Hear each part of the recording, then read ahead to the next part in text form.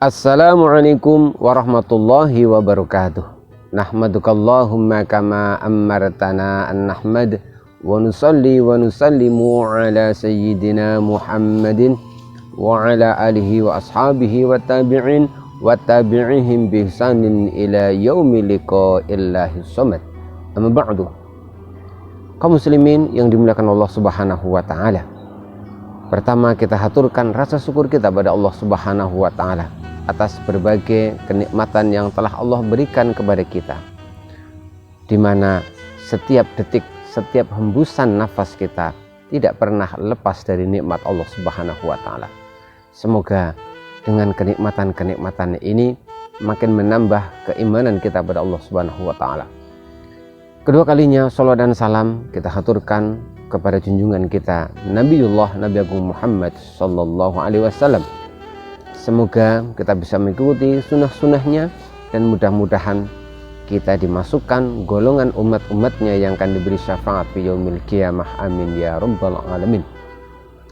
Kaum muslimin, pemirsa Baitul Jannah TV yang dimuliakan Allah Subhanahu wa taala. Setiap hamba Allah, setiap manusia tidak akan lepas dari ujian dan cobaan dari Allah Subhanahu wa taala. Di antara sekian banyak ujian yang pasti akan diterima oleh seorang hamba adalah ujian yang berupa penyakit. Semua orang pasti akan mengalami sakit. Bahkan Nabi dan Rasul pun pernah mengalami sakit.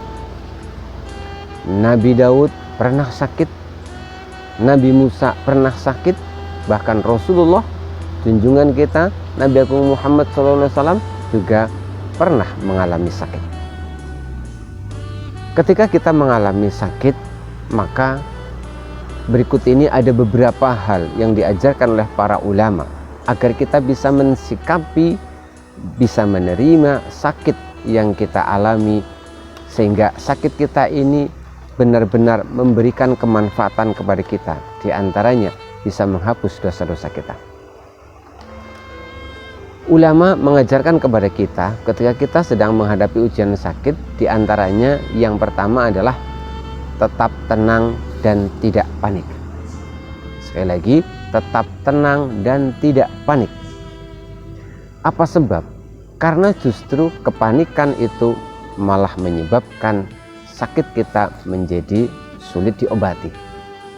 Ibnu Sina, seorang ulama muslim yang terkenal sebagai bapak kedokteran, pernah berpesan.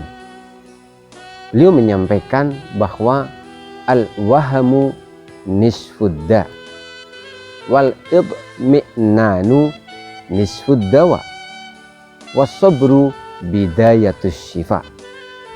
Al-wahamu nisfudda, rasa khawatir, rasa cemas adalah setengah dari penyakit. Artinya rasa cemas atau bahkan panik justru bisa mendatangkan penyakit. Kemudian wal idmi'nanu nisfuddawa, ketenangan itu adalah setengah dari obat. Was-sabru bidayatus syifa, dan kesabaran adalah permulaan dari kesembuhan. Jadi ketika kita sakit, yang perlu kita lakukan adalah selain berikhtiar, kita tetap tenang, menjaga pikiran kita, jangan sampai pikiran kita dihantui oleh rasa khawatir, rasa cemas, dan lain sebagainya. Jangan sampai seperti yang dialami oleh orang pada umumnya, sehingga dengan kecemasan yang berlebihan itu justru seringkali menyebabkan sakit itu menjadi makin parah. Kemudian yang kedua, yang perlu kita lakukan, yang dicontohkan oleh para ulama ketika sakit adalah tetap berbaik sangka kepada Allah Subhanahu wa Ta'ala, tetap husnudzon, tetap menjaga hati dan pikiran kita, meyakini bahwa apapun yang telah ditetapkan oleh Allah, termasuk musibah berupa penyakit, pasti memiliki hikmahnya. Rasul pernah bersabda, qala Rasulullah sallallahu alaihi wasallam, ma yusibul muslima min nasabin wala wasabin wala hammin wala husnin wala adan wala ghammin hatta syaukati yushakuha illa kafarallahu biha min khotoyahu. Tidak ada sebuah ujian yang menimpa seorang muslim, apakah itu berupa penderitaan, lelah, rasa sakit, rasa khawatir, atau bahkan duri yang mengenainya, kecuali semua itu adalah kafarallahu biha min khotoyahu. Itu menjadi perantara Allah akan menghapuskan kesalahan-kesalahannya. Jadi sekali lagi, saat kita menghadapi ujian dari Allah, termasuk ujian berupa sakit, berbaik sangkalah kepada Allah. Di antara berbaik sangkanya adalah bahwa Allah menghendaki satu kebaikan dengan adanya penyakit.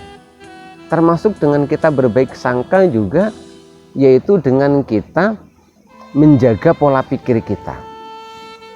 Kebanyakan orang ketika sakit lebih banyak berpikir yang negatif.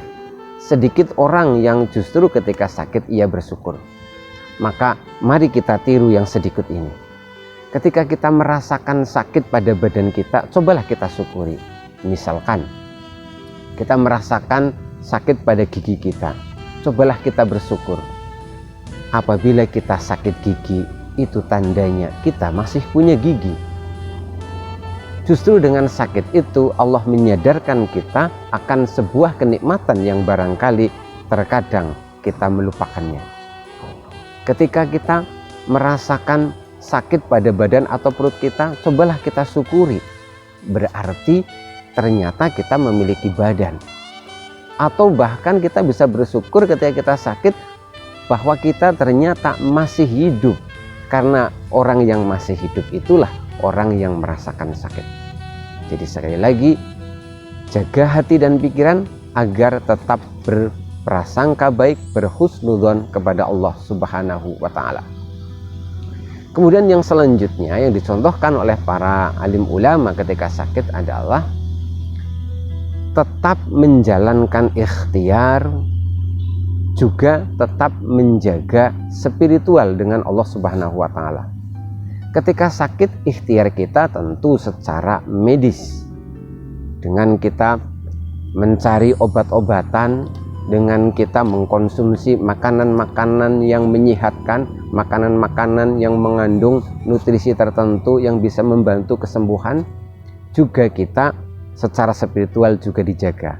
Artinya medis dan spiritual harus jalan bersama-sama. Apabila kita ketika sakit kita hanya mengedepankan sisi medis saja, ikhtiar secara medis saja, tanpa kita juga memaksimalkan spiritual kita, maka yang lahir adalah sebuah kesombongan. Sekali lagi, kalau kita hanya mengandalkan medis, ikhtiar medis kita hanya sibuk mencari obat, kita hanya sibuk mengkonsumsi makanan-makanan tertentu agar penyakit kita sembuh, maka yang ada adalah kesombongan. Karena kita bisa jadi terjerumus kepada perasaan bahwa yang bisa menyembuhkan adalah obat-obatan tertentu. Namun kita juga tidak boleh hanya secara spiritual saja. Maksudnya ketika kita sakit, tidak boleh kita hanya sekedar berkeyakinan bahwa ketika Allah memberikan kita suatu penyakit, maka Allah lah yang akan menyembuhkan. Karena kalau hanya spiritual saja yang kita lakukan tanpa ikhtiar secara medis, maka yang lahir adalah kebodohan. dan ini tidak dikehendaki oleh Allah Subhanahu wa Ta'ala. Secara keyakinan kita tetap harus ditingkatkan, terutama ketika kita sedang dalam keadaan sakit. Secara spiritual juga ditingkatkan dengan cara kita banyak beristighfar, mohon ampunan pada Allah Subhanahu wa Ta'ala. Dan secara medis pun tetap dikerjakan. Jadi medis dan spiritual dikerjakan secara bersama-sama. Kemudian yang terakhir, ketika kita sedang mengalami ujian berupa sakit, maka yang bisa kita lakukan adalah dengan banyak mendekat, dengan banyak berkonsultasi dengan dua orang. Tentu yang pertama adalah ahli medis, para dokter misalkan. Yang kedua adalah ahli agama, para ulama, para orang-orang soleh. Imam Syafi'i pernah berpesan berkaitan dengan tempat tinggal yang akan kita pilih ketika kita akan tinggal di satu tempat. Imam Syafi'i memberikan nasihatnya demikian: la taskununna baladan laisa laha alimun yuftika an amri dinika wa laisa laha tabibun yutabbibu an amri badanika. Jangan sekali-kali engkau tinggal di satu daerah, di satu tempat yang di situ tidak ada seorang ulama yang akan menuntunmu, yang akan membimbingmu dalam urusan agamamu, dan tidak ada pula di situ seorang ahli kesehatan yang akan membantumu dalam urusan kesehatan badanmu. Demikianlah pesan Imam Syafi'i. Maksudnya apa? Maksudnya bahwa kalau kita ingin sehat secara jasmani dan rohani, kita tidak bisa meninggalkan dari dua orang tersebut, yaitu ulama yang akan membimbing kita secara spiritual, membimbing kita secara akidah, membimbing kita dalam urusan agama kita. Dan kita juga tidak bisa meninggalkan, tidak bisa lepas dari seorang ahli kesehatan yang akan membantu kita berkaitan dengan penyakit dan kesehatan-kesehatan kita yang lain. Kaum muslimin yang dimuliakan Allah Subhanahu wa Ta'ala, demikianlah renungan kita kali ini. Mudah-mudahan Allah menjaga kita. Mudah-mudahan pada setiap ujian yang Allah berikan kepada kita, di balik itu ada hikmah, ada sebuah kemanfaatan yang justru sebenarnya kembali untuk diri kita. Dan mudah-mudahan Allah menjaga tauhid, keyakinan kita, sehingga kita benar-benar kembali kepada Allah dalam keadaan husnul khatimah.